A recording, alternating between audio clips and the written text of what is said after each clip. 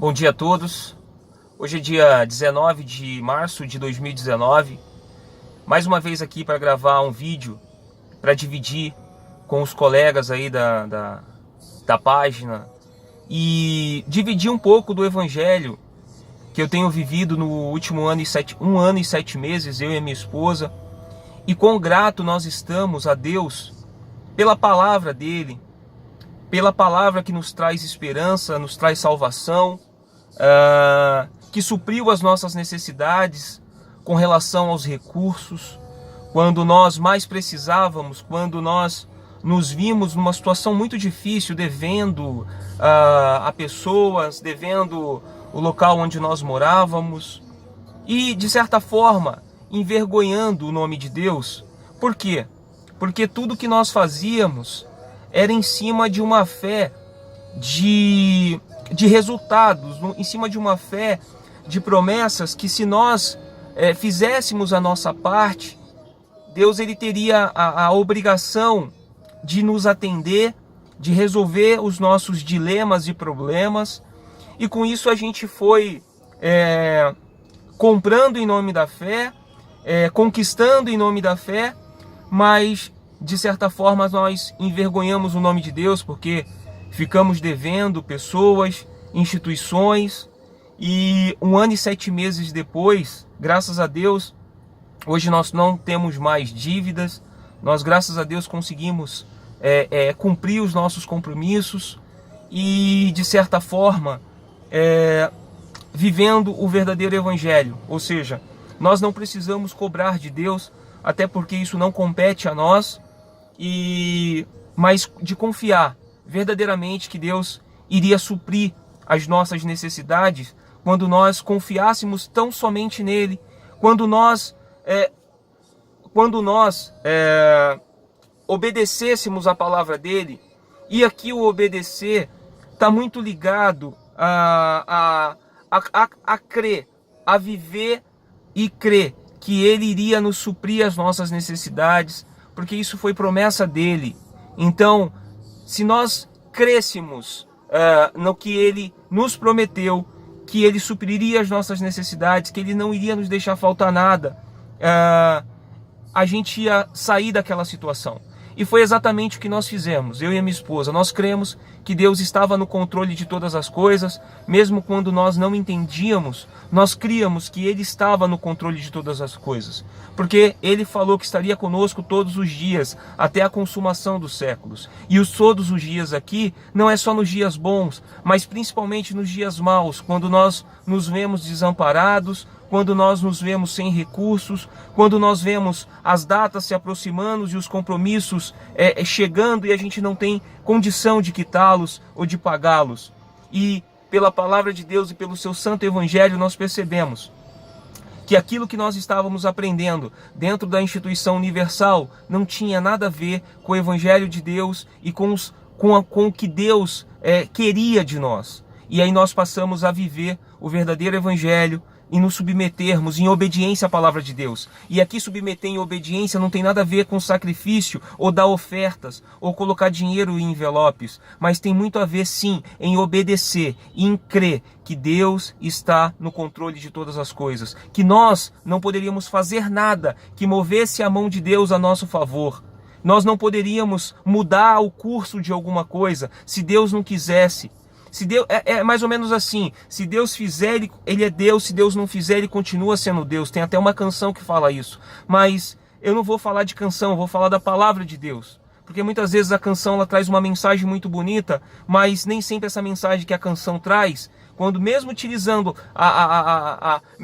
passagens bíblicos, não é a canção que nos dá segurança, não é a canção que nos traz esperança, mas é a própria palavra de Deus. Então, se Deus fizer, ele é Deus. Se Deus não fizer, ele continua sendo Deus. Ele é bom da mesma forma. E é assim que nós passamos, eu e a minha esposa, a viver e a crer que Deus estaria no controle de todas as coisas. E eu queria falar sobre algumas passagens para você entender o evangelho que você tem recebido, que você tem vivido, e o evangelho verdadeiro, que é aquele que Cristo nos deixou, que os seus discípulos nos deixaram, exemplos e modelos de como nós deveríamos viver a nossa vida. No livro de Mateus 6,33, o próprio Senhor Jesus diz o seguinte: buscai, pois, em primeiro lugar o seu reino e a sua justiça, e todas estas coisas vos serão acrescentadas. E aí ele já tinha falado para nós não nos preocuparmos com a alimentação ou com o que nós iríamos nos vestir, porque ele iria suprir as nossas necessidades, ele iria dar condição de nós nos alimentarmos, de nós nos vestirmos, que se nós buscássemos em primeiro lugar o reino de Deus, todas as coisas nos seriam acrescentadas. E aqui, pessoal, é 100% mesmo de todas as coisas. Nós não precisamos nos preocupar com a conta que vai vencer, com o alimento que está acabando, porque Deus prometeu, ele falou: eu vou cuidar de vocês se vocês buscarem em primeiro lugar o reino de Deus. E aqui não dividir forças. Você aprende que você não deve aceitar uma vida de miséria, que você não deve aceitar uma vida aquém da fé que você tem professado, da fé que você tem buscado, mas o Senhor Jesus, ele nos deixa claro que nós deveríamos buscar em primeiro lugar o reino de Deus. E na maioria dessas igrejas parecidas ou como a Igreja Universal, se busca mais a resolução dos problemas de todas as coisas do que propriamente o reino de Deus. Então só aqui você pode identificar que a instituição universal, ela não é uma igreja sadia, ela é sim uma instituição, uma empresa de arrecadação, de apanhar recursos para crescer o seu patrimônio, para crescer em riqueza a vida dos seus líderes e principalmente do seu líder máximo, que é o fundador da instituição universal, aqui empresa. Então, você perceba, Jesus nos fala: buscai em primeiro lugar, pois, o reino de Deus e a sua justiça, e todas as coisas vos serão acrescentadas. E ele fala que ele vai suprir a nossa necessidade, que não vai nos faltar, que pode até chegar em pouca quantidade, mas que ele iria suprir as nossas necessidades. E ele dá o exemplo, ele manda nós olharmos as aves do céu, que elas não ajuntam, mas todos os dias o nosso Pai Celestial dá o alimento delas, que elas não lhes faltaria. Ou seja, se Deus manda nós olharmos as aves dos céus, será que nós não somos mais importantes do que as aves? Ele mesmo fala isso. E ele manda nós olharmos os lírios do campo. Então, Deus, ele tem o cuidado de cuidar dos lírios do campo, de dar o crescimento, ou seja, coisas lindas e maravilhosas. Será que as plantas ou os lírios são mais importantes do que a gente? Não é. Nós somos a criação de Deus, nós somos feitos à sua imagem e semelhança, mas nós estamos caídos, nós estamos no estado de pecadores. Então nós precisamos priorizar aqui o reino de Deus em primeiro lugar, para que as coisas sejam nos acrescentadas. Mas as coisas, mesmo se elas não nos forem acrescentadas em abundância, não vai nos faltar, porque a nossa morada não está em viver uma vida regalada neste tempo presente, ou nesse momento aqui nessa terra. Essa terra está caída, essa terra está perdida, as pessoas são depravadas, são pecadoras, as pessoas são maldosas, e elas precisam de Cristo, elas precisam de Deus, para que elas saiam desse estado de prisão. Porque quando você não conhece verdadeiramente a Deus, quando você não conhece ao Senhor Jesus, você está preso. Você não está preso fisicamente, mas você está preso porque você vive correndo atrás de coisas. Você vive correndo atrás das coisas que esse mundo oferece, dos recursos desse mundo. Você quer uma casa, você quer um carro, ou seja, você não prioriza o reino de Deus. E Jesus é claro, ele fala: buscar em primeiro lugar, pois, o reino de Deus e sua justiça. E lá em João, ele fala que ele é o caminho, ele é a verdade, ele é a vida. Que, ou seja, não tem outro caminho que não seja o caminho de Deus. Deixa eu só ver aqui. João 14,6. João 14,6. Respondeu-lhe Jesus: eu sou o caminho, eu sou a verdade e a vida. Ninguém vai ao Pai senão por mim. Então, o Senhor Jesus, ele é o único caminho. Não existe outro caminho. Você pode buscar outros caminhos, mas ele não vai levar a Deus. Ele vai levar, sim, a você resolver os seus problemas, a você resolver as suas situações, até trazer recurso para você. Mas a essência, ela não é pura. Ela não é o evangelho. O que você aprende, ou o que eu aprendia na instituição universal, tinha muito a ver com a vida aqui nesse mundo.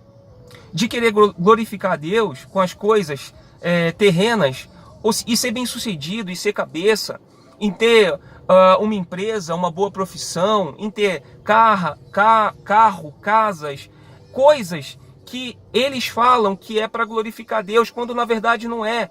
O Senhor Jesus nos adverte quanto a isso. Ele fala para nós tomarmos cuidado com as riquezas, porque elas nos fariam ter segurança nelas, e nós deixaríamos de depender de Deus, do Senhor Jesus. Então, o ensino contraria aquilo que Jesus nos trouxe. Então, são vendidos para nós campanhas e situações que, se nós fizermos, nós vamos ter uma vida de qualidade, quando na realidade isso não é verdade. O Evangelho é um convite a nós tomarmos a nossa cruz para seguirmos a Jesus. E tomar a cruz é sinônimo de dor.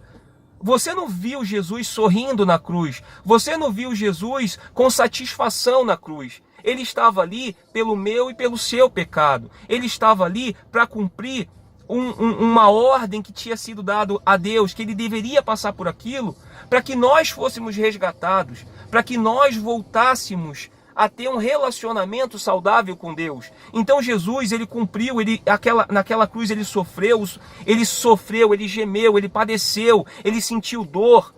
Então hoje a cruz, ela não deve ser para a gente um objeto de orgulho, de ostentar no nosso pescoço, como algo olha, eu tenho uma vida que mostra Jesus porque ele morreu na cruz. Olha a vida que eu tenho aqui hoje. A cruz não é um sinônimo de ostentação. Hoje as pessoas carregam cruzes cravejadas de pedras de diamante caríssimas, cruzes de ouro, outras cruzes de coisas caríssimas. Só que a cruz que Jesus carregou era uma cruz de dor. Ele gemeu, ele sentiu dor, ele viu Deus se afastar dele por um momento. E ele falou: Deus, por que eu estou passando por isso? Se possível, afasta de mim esse cálice. Contudo, não se faça a minha vontade, mas se cumpra a tua vontade. Então, Jesus, ele sentiu tanto que ele orou dessa forma. Mas lá no final ele falou: está consumado, eu venci. Então, hoje, nós temos acesso a Deus pelo que o Senhor Jesus Cristo fez naquela cruz. Hoje nós temos a salvação, porque é uma dádiva de Deus para nós. Nós não contribuímos com a nossa salvação. É dádiva, é um dom, é obra de Deus, porque Deus venceu na pessoa do Senhor Jesus naquela cruz. Ele deu seu Filho por nós que somos depravados, pecadores, que andamos de acordo com os nossos desejos e a inclinação da nossa carne. Mas quando nós nos submetemos à palavra de Deus, nós temos a graça do Senhor Jesus sobre nós, e nós não vivemos mais uma vida depravada. Nós queremos glorificar o Senhor Jesus na sua totalidade. E aqui não condiz, ou não é com uma vida de qualidade, mas com um exemplo de caráter, de conduta, um coração quebrantado, que reconhece quando nós erramos, quando nós saímos do caminho por alguma situação, quando nós agimos indiferentemente com o nosso próximo, com o nosso amigo, com o nosso familiar. Nós reconhecemos, porque nós temos a graça de Deus, e nós sabemos que nós precisamos perdoar, que nós precisamos ajudar, estender a mão, ter um coração generoso. Generosidade, pessoal, é a base da cruz. Jesus morreu naquela cruz por nós. Ele não morreu pelo pecado dele, mas pelo meu e pelo seu pecado. E quando nós entendemos isso nos traz conforto e alegria de saber que nós não estamos mais debaixo da ira de Deus. Porque aquilo que Jesus fez naquela cruz nos tira dessa ira de Deus e nos dá a graça da salvação. A salvação é pela graça.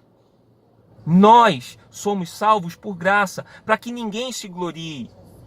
Porque ela não é por obras, mas se aprende que nós precisamos fazer o nosso sacrifício. O sacrifício nosso não é sacrifício material, sacrifício financeiro, transformado na nossa oferta, nos recursos que nós colocamos no altar da instituição universal.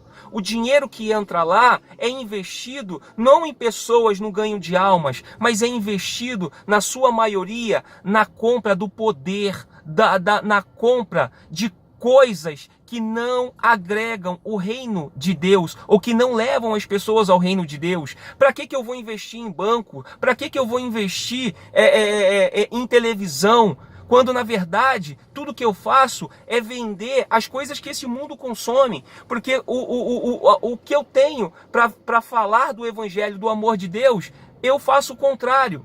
Eu levo as pessoas pelo interesse. Eu levo as pessoas pela ganância delas, e quando elas chegam na igreja, é empurrado goela dentro o lixo, esse lixo de evangelho que é vendido, esse evangelho de troca, de barganha, de um Deus barato, que se você colocar o seu tudo materializado em dinheiro e oferta no altar, que você vai ter tudo de Deus. E a gente sabe que não é assim, você sabe que não é assim, você que já está há anos nessa instituição, você que já está há anos como obreiro, você que já está como membro, como evangelista, a sua vida é uma miséria, mas você acredita ainda que você vai ser rico, porque você acha que fazendo a obra como você está fazendo, Deus tem a obrigação de te abençoar. Não é isso, isso não é a obra de Deus. Isso não chega nem perto da obra de Deus. O Senhor Jesus, ele nos advertiu por diversas vezes, muitas vezes, sobre esses falsos profetas que iriam fazer de nós comércio, que iriam fazer do povo comércio, vendendo o evangelho, ou seja, desprezando a graça, desprezando o favor de Deus, em troca de coisas mundanas. Ou seja, o reconhecimento desse mundo, nas coisas que você pode vir a conquistar, nas coisas que você pode vir a ter. Isso não é evangelho, isso não é glorificar o Senhor Jesus. Mas nessa instituição eles vendem um Deus pequeno que cabe dentro do envelope, porque você se acaba se igualando a Deus. Você acha que porque cumpriu um voto ou uma campanha, ou você frequentou o número X de segundas-feiras, de terças-feiras, de sextas-feiras, que agora Deus tem a obrigação de te dar. Ele não vai te dar. Ele não te dá porque você fez, ele te dá porque ele é bom, porque ele é amor. Deus é a essência do amor. Nós aprendemos a amar. Deus é o amor. Imagina que você hoje saiba amar, que você saiba ser uma pessoa boa. Deus é a essência, Deus é a fonte disso. Ou seja, nós aprendemos a amar, ele é o próprio amor, mas ele também é justiça. Então, a justiça dele não pode ser menor do que o amor. Mas primeiro ele ama, depois ele vai dar o juízo. Mas a palavra dele tem que ser pregada, a palavra dele tem que ser dirigida às pessoas. As pessoas precisam conhecer o Filho dele, o Senhor Jesus, para que elas saibam da vida separada que elas estão vivendo de Deus, do pecado que hoje escravizam a elas. Então, o Senhor Jesus, ele veio para nós, para isso, para nos dar vida. E vida nele, a vida abundante, não aqui nesta terra, mas naquela morada celestial que ele está nos preparando. Pessoal, dificuldades nós vamos ter. Eu vivi dificuldades. Graças a Deus hoje nós estamos vivendo um pouquinho de paz. Não, paz a gente sempre teve, graças a Deus por isso. Mas nós estamos vivendo um momento pouco melhor. Mas eu sei que amanhã vai vir um momento ruim de novo. Mas graças a Deus pelo amor de Deus a mim.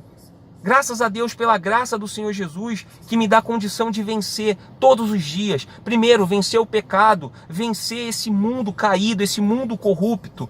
Esse mundo onde as pessoas valem pelo que têm, não pelo que ela é. Nós não podemos nos igualar a isso. sendo cristãos, nós não podemos achar que somos de Deus porque nós possuímos ou conquistamos, mas porque nós somos exemplo do Senhor Jesus, nós somos o amor do Senhor Jesus manifestado nessa terra. As pessoas veem generosidade, as pessoas veem um coração bom em nós. Nós precisamos trabalhar para conhecer a Cristo todos os dias. E não só quando nós estamos na igreja. Nós precisamos ser pessoas boas. Nós precisamos caminhar com pessoas que precisam conhecer o amor de Deus. Nós precisamos falar desse amor. Mas nós estamos mais preocupados em julgar, em condenar e muitas vezes achar que porque a pessoa não frequenta a mesma igreja que nós, que ela está caída, que ela é perturbada. Pessoal, o reino de Deus, o evangelho, ele não pertence a uma instituição ou uma igreja A, B ou C, mas o reino de Deus é mediante a aceitação pela fé no Senhor Jesus e nós nos submetermos ao Senhor Jesus, ao senhorio do Senhor Jesus e vivermos em obediência à palavra dele. Então, você aprende completamente contrário o que o Evangelho fala. E lá no livro de Gálatas, no livro de Gálatas 5, deixa eu ler aqui, porque isso é formidável, isso traz esperança. O apóstolo Paulo, o título diz o seguinte: ou a lei ou a Cristo. Para a liberdade foi que Cristo nos libertou. Permanecei, pois firmes, e não vos submetais de novo ao jugo de escravidão. Eu, Paulo, vos digo que se vos deixar de circuncidar, Cristo de nada vos aproveitará. De novo testifico a todo homem que se deixa circuncidar, que está obrigado a guardar toda a lei. De Cristo vós desligastes, vós que procurais justificar-vos na lei, da graça decaístes. Ou seja, nós caímos da graça quando nós achamos que aquilo que a gente faz nos dá direito a alguma coisa no reino de Deus. O apóstolo Paulo estava combatendo um ensino lá aos Gálatas, que as pessoas aceitavam a fé no Cristo, porque estava sendo pregado Jesus, a cruz, a fé, mas alguns diziam que deveriam se circuncidar. Todo judeu era circuncidado porque para cumprir a lei de Moisés. E aqui o apóstolo Paulo diz o seguinte: se você se deixar se levar pela lei novamente, vocês caíram da graça. Ou seja, o sacrifício de Jesus não serve mais para vocês, porque vocês têm que cumprir toda a lei. E a lei, por isso que Paulo fala, que a letra mata. A letra tem a ver com a lei, com aquilo que Deus havia escrito nas tábuas da lei. A letra mata, mas o Espírito vivifica. Então, o Espírito, aqui a gente está tendo uma referência ao próprio Espírito Santo, que nos convence do pecado, ao Senhor Jesus, que é a luz desse mundo. Então, quando nós nos sujeitamos a esse tipo de ensino, que nos remete à lei, à antiga aliança de sacrifícios, nós caímos da graça de Deus, nós caímos ou deixamos de sermos alcançados pelo sacrifício perfeito do Senhor Jesus. Nós achamos que o nosso sacrifício é perfeito e aí nós nos igualamos a Deus, nós nos igualamos ao Senhor Jesus, quando na realidade o Senhor Jesus fez o perfeito sacrifício e por ele nós somos salvos mediante a fé, mediante a sujeição ao senhorio do Senhor Jesus. Toma cuidado, pessoal. Acorda para esse evangelho miserável e mesquinho que você tem recebido. Você tem aprendido mais a ganhar do que dar. Você tem mais aprendido a fazer para ganhar. Então vamos lá. Você cumpre com determinados ritos e simbologias do evangelho que você tem recebido, que tem muito a ver com a lei, os sacrifícios, os banhos e tudo que você se sujeita em nome de Jesus, quando na realidade não há necessidade disso. Cristo, ele é suficiente. Cristo é suficiente. E glória a Deus por isso. Glória a Deus por isso. Graças a Deus pela graça e pelo amor de Deus Para comigo, que sou miserável pecador, não vivo mais no pecado, mas sou pecador, mas a graça dele me é suficiente e me traz alegria da salvação. Toma cuidado, pessoal. Para de achar que o que você faz te dá direito a alguma coisa, não te dá direito a nada. Se sujeite ao senhorio do Senhor Jesus em obediência à palavra dele e não em sacrifícios. O apóstolo Paulo disse: você que se deixa circuncidar, você caiu da graça. Ou seja, Cristo não é suficiente mais. Cristo não pode mais, porque ele desprezou o sacrifício completo e magnífico do Senhor Jesus. Então, mais uma vez eu estou aqui para tentar ajudar você. Que Deus possa te abençoar grandemente. E todas as coisas, e todas as suas dúvidas, ore a Deus, peça ao Espírito Santo para te abrir os olhos. Fala, quando orar, ore e fala: Espírito Santo, me mostra. Ele vai te mostrar, pessoal. Ele fez isso comigo, ele abriu os meus olhos. E hoje, graças a Deus, eu posso viver o verdadeiro evangelho. E graças a Deus por isso. Tá bom? Deus abençoe a todos e até uma próxima.